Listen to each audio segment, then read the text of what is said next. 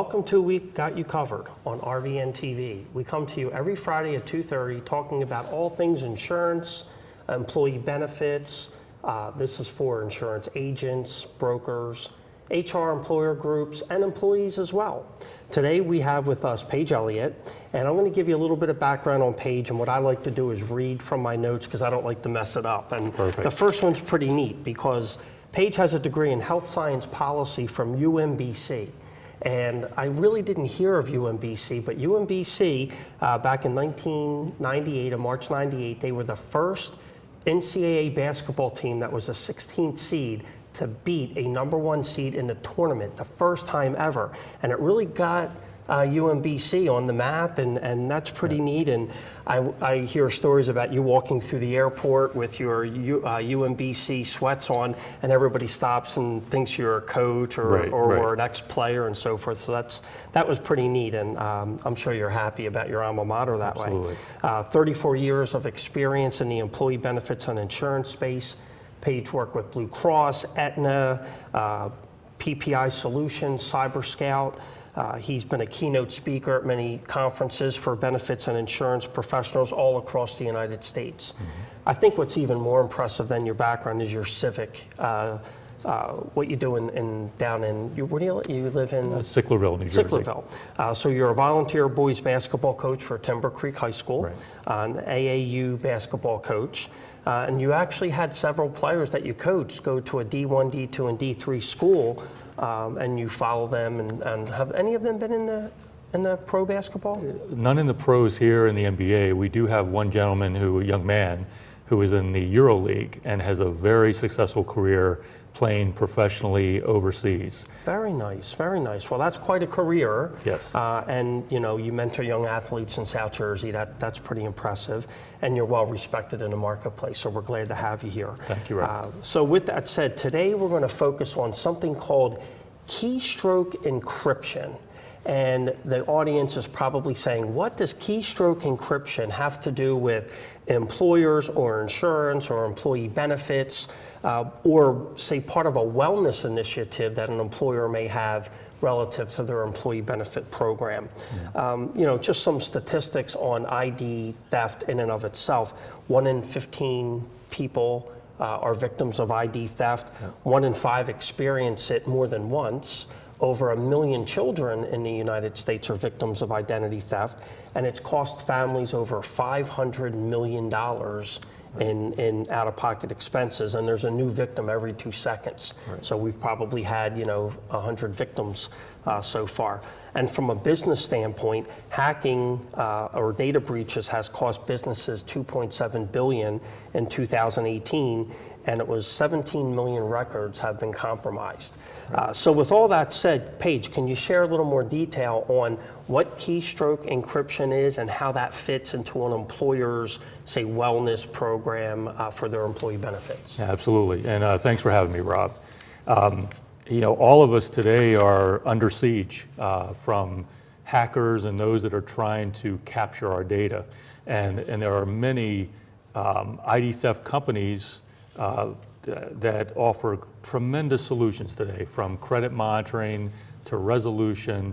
But the keystroke encryption is very unique. It's a patented product that protects us at both the enterprise and consumer or member level, that every time that we hit our keys, it is protecting us from keyloggers capturing that data.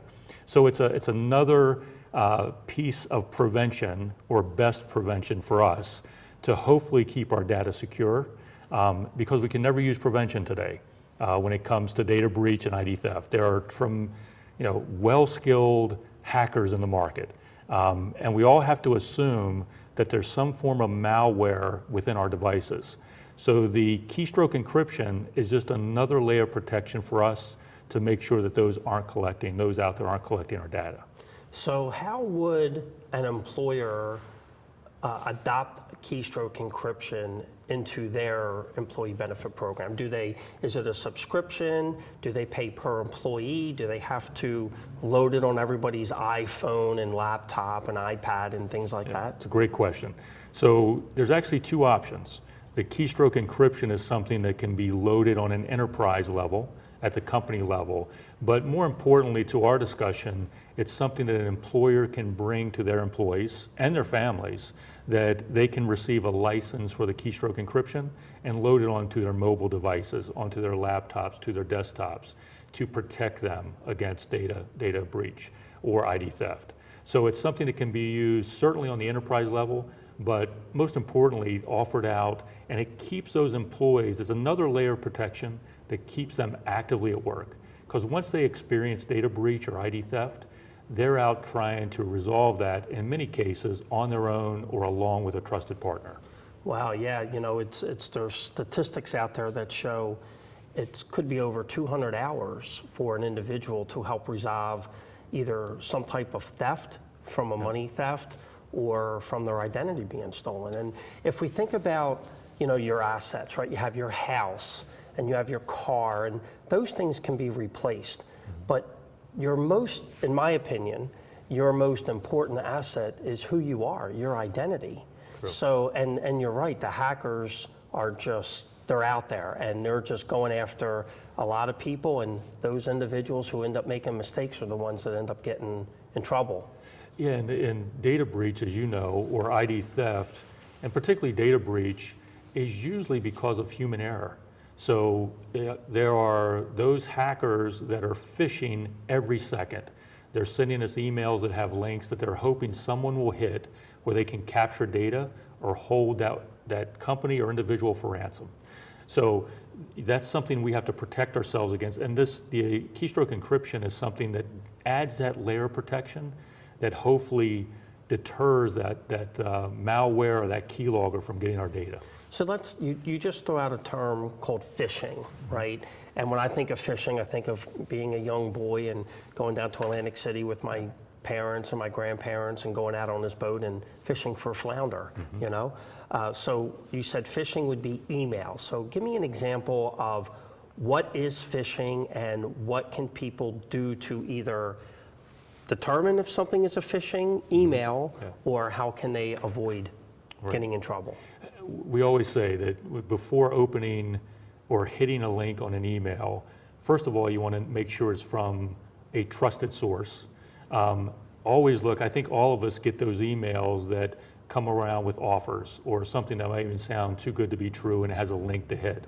And those are coming around every second or every minute within emails, hoping, and we use the term phishing because you have a hacker out there phishing for that consumer that's going to hit that link. And they're just hoping you hit it so they can capture your data, or at least get into your system to capture that data. And then they hook you like a fish. And you're hooked. You're hooked. Yeah, absolutely. So, you know, it's funny you bring that up. I've received emails from Google, and instead of having 2 O's, it has 3. A few days ago, I got one from Microsoft, you know, micro, but instead of the O, it's an A, soft. And I didn't bother looking at it because I looked so fast. It looked like it came from Microsoft. Right. And it said my emails were hung up, and it had a link to click. So if I would have clicked that link, it would have taken me, from what I understand, to their website that probably would look like a Microsoft website. I'm not in trouble yet. Correct. But now the keystroke encryption can stop me from getting in trouble. So can we explain that a little bit? Absolutely. So we've talked about a lot of things that are reactive. So, you know, once someone hits that link, then you're hoping that you have a trusted partner that can resolve that for you or in partnership with you. The keystroke encryption is just a layer of protection at the proactive side that's, as you're hitting keystrokes, and it's a very unique benefit because you can see on a mobile device, when you hit the global key, that'll initiate that secure keyboard. So you know as a consumer that everything you're hitting is secure at that point, and if the keylogger is looking in on your data, they're unable to capture your keystrokes. So this is a preventive measure. Again, you can't say you prevent everything, but it gives that individual the best chance of protecting themselves before it gets to that hitting the link, going to a resolution stage. So that would be, you know, when we look at employee benefits and insurance, we always look at wellness and how do we define wellness. So you have your physical health wellness, right? You get your physicals every year, you don't smoke, you exercise, and you try to eat healthy, right? You have your mental wellness, which could be things like stress related, working conditions, things in that nature. And there's one that a lot of people forget about is financial wellness. So here, would you consider that like the financial wellness where you're trying to protect somebody's finances, not they're overextended in their credit card, but you're trying to prevent somebody from going in and stealing their identity and stealing their money? Yes, absolutely.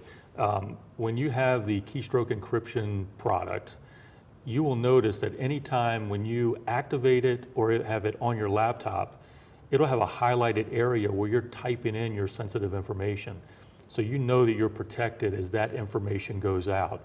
And anytime any of us put social security number, date of birth, anything that is personally identifiable, or we talk about PII, personally identifiable information, or personal health information, or financial information, you want to know that you have at least some form of protection that is enabling you to get that information out without someone seeing it or using that.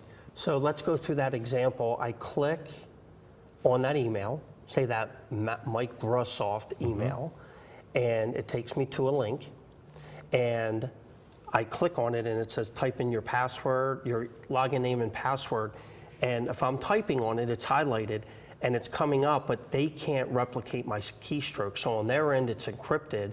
So even if I do type it in and then I realize I shouldn't be on that website, I'm still protected because I don't know my login name or my password. Right. Is that correct? Correct. So if we were showing a demo to your audience, the keylogger is actually looking at a screen. So they have tapped into your information. They're just waiting for you to start typing so that they can take that information and use it potentially as they want. So let's stop right there. Yep. We have to go to that thing called a commercial break. We'll be right back with Paige Elliott talking about keystroke encryption and how this is like a financial wellness product. So we'll be right back with Paige Elliott. Thank you. Laws aren't broken. They've simply experienced more life. If they were human, we would call them wise. They would be the ones with tales to tell and stories to write, the ones dealt a bad hand who responded with courage. Do not pity a shelter dog. Adopt one.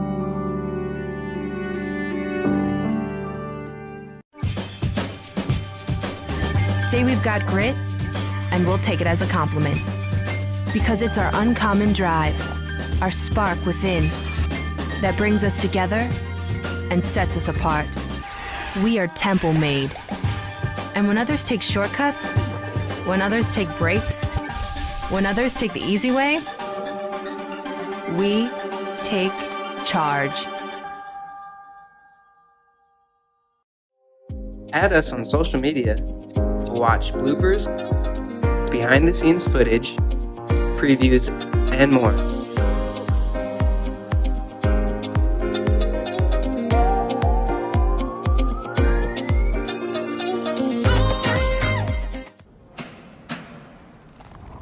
I work 13 hours a day, 6 days a week. So when I'm off the clock, I gotta get stuff done.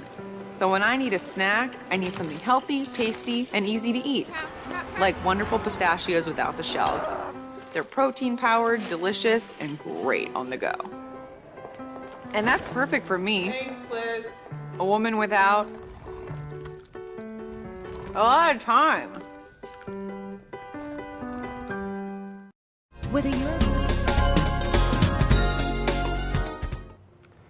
Welcome back to We Got You Covered. I'm your host, Rob Shestack, and with us we have Paige Elliott. And Paige, right before the break, we were talking about somebody going in an email and it looks all real and they click it and it says you're locked out of your account or whatever, and they want your login name and password. And we were talking about how keystroke encryption would block that. But one of the terms you were using was Keylogger Screen. Yeah. So I'm not quite sure what that is. Can you explain that to myself? Absolutely. So if we were showing a demo to your audience, we would show that a keylogger is looking at a separate screen that they have access to your information as you key that in. So when you are using the Keystroke Encryption product and it's activated, as you hit each key, nothing's coming up on that Keylogger screen. So they don't have any information to use. And you're just going about your message and get it off to the individual you need. That Keylogger has never been able to capture any of that. So that's just an important prevention layer that we can add to our arsenal that it really helps protect us against ID theft and certainly data breach. So if I have this application, let's say on my iPhone or my Android phone, and I know the little globe and it brings up a separate keyboard, do I want to do that if I'm text messaging or I'm sending somebody an email, or do I want to only use that when I am entering sensitive information like date of birth, social security number, login names, and passwords? I would recommend you use it just when you're sending sensitive information, because when you activate the Keystroke Encryption license or the software, when you go to that secure keyboard, because of that, you don't have access to the spell check capability. So for some, it may slow you down a little bit because you have to be very careful about what you're entering. So personally, I use it for when I'm putting sensitive information in. I may not use it if it's just a general message to friend, family, whomever. Interesting. So that makes sense on like an iPhone or an Android phone. What about for my home computer or my laptop? It's always active. Always active. You'll see the endpoint lock activation. You'll see the highlight. It doesn't slow you down at all or change any capabilities you might have, but it's always protecting you when you're sending out any information. So you'll see the highlighted areas as you're putting in that sensitive information. So if I'm typing an email, it will still allow email like Outlook or something to do a spell check. Absolutely. So I'm still good on that end. Absolutely. Okay, pretty interesting, pretty interesting. So from an individual, it makes sense, but from an enterprise or employer perspective, this can also help them, because if that employee is doing things for the company, like logging into a company website or a company file server and accessing data, this will also protect those credentials, so that company is de-risking the possibility of somebody stealing their data? Absolutely. I see it more as a complement to what the IT professionals at companies are already implementing or have implemented. So first of all, they're trying to do everything possible to prevent malware or some type of invasion into their system. So they're trying to put up barriers to that. And folks are doing a great job and even a better job today. But adding the keystroke encryption adds another layer of protection that if malware has infiltrated their systems, their laptops, their desktops, then they have that other layer that's protecting that keylogger is not recognizing that information and can't use it. So this isn't really meant to replace things that a CISO, a chief security officer, or a company that is really into data security and protecting their data. This is just adding an additional layer, almost like having your locked door and then behind that having another locked door and another locked door, right? Something like that? Yeah, and again, we're all in this battle or war against cyber thieves, data thieves, ID theft professionals.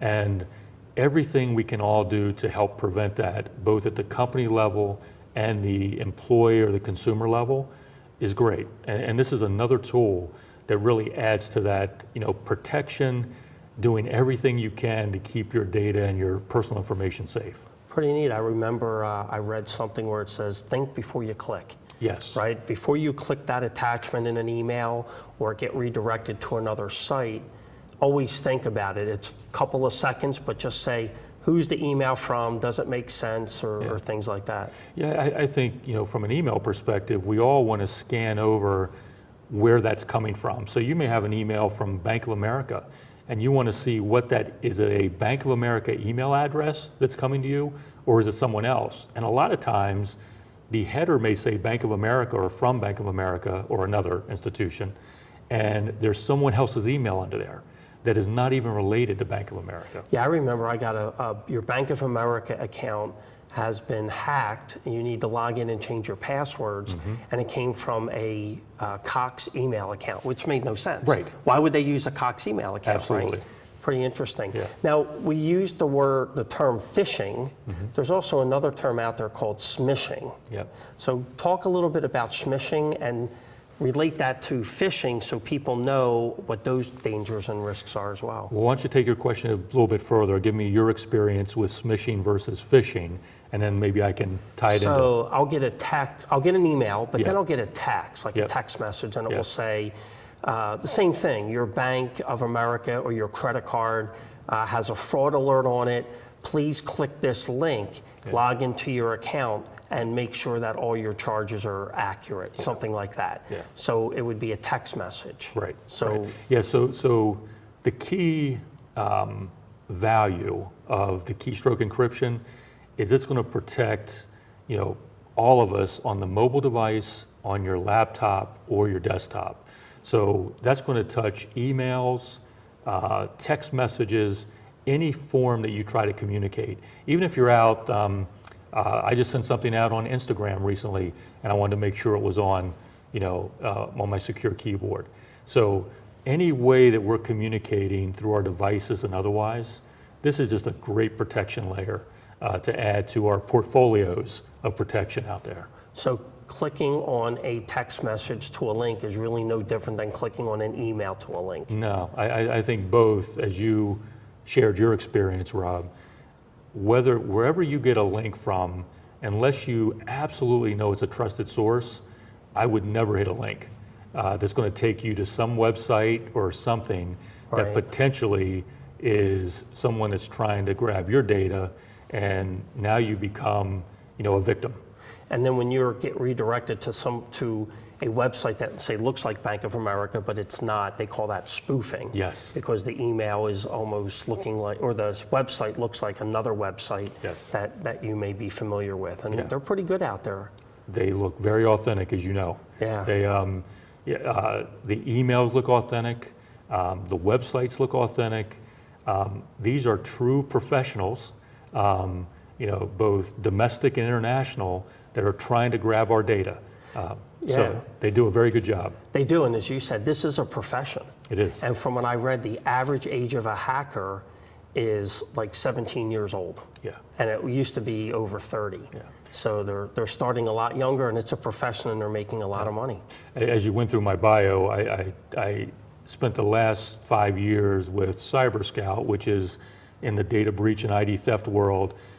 Wonderful experience of exposure to that world and how we bring that to the benefit space.